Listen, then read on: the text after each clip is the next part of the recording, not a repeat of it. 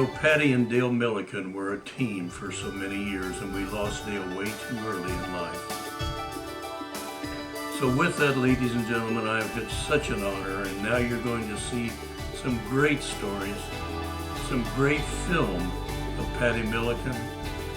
I can't wait to see all of those when they're finished, and now you're going to know the rest of the story. Thank you, and enjoy. 3 and a quarter, I'm at 300,000 on a hit, and everybody gets 3 and a quarter, going, everybody gets 325,000 on money at 300, 3 and a quarter, everybody gets 3 and a quarter. Heck of a Guarantee he's a show horse all the way. That light mane and tail don't hurt him a bit, but he can use his legs if he was. It was fun. It was fun to do stuff like that. Yeah. But Dale was a great horseman, no doubt about it, and I never knew how much I'd learned until he was gone.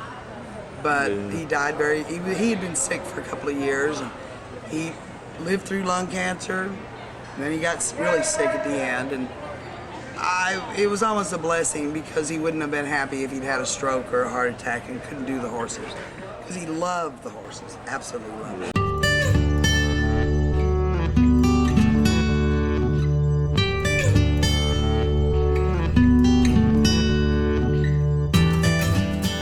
Okay, well, I was born in Detroit, Michigan. My father moved the family down to San Antonio, Texas, and opened his own shoe stores, children's shoe stores. So the whole family moved to San Antonio, my mother, my sister, my father, and myself.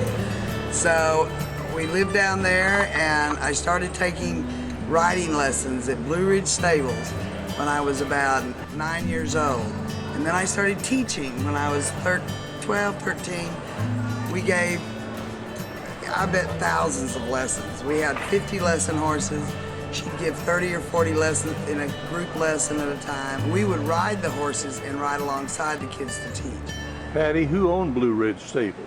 Irene Brewer and Bev and Bob Mobley. This is way back in the good old days. Oh yes, yeah. And then I started riding show horses with Bob.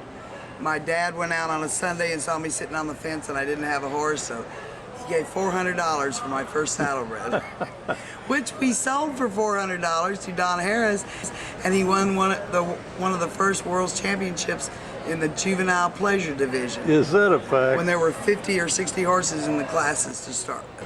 Now you were giving lessons by the time you were 13 years old, right? Yes, and then my father started his stores in Dallas, and we moved to Dallas. And so I moved my horses to a walking horse barn for a year and worked them myself. Then it interfered with school, which I didn't like school anyway, so it interfered going to school and all, and so he liked Dale Milligan, so I moved my horses, the show horses, to Dale. I kept a couple of pleasure horses in Dallas to work. Now what year would that have been? Probably 65, I think. 65.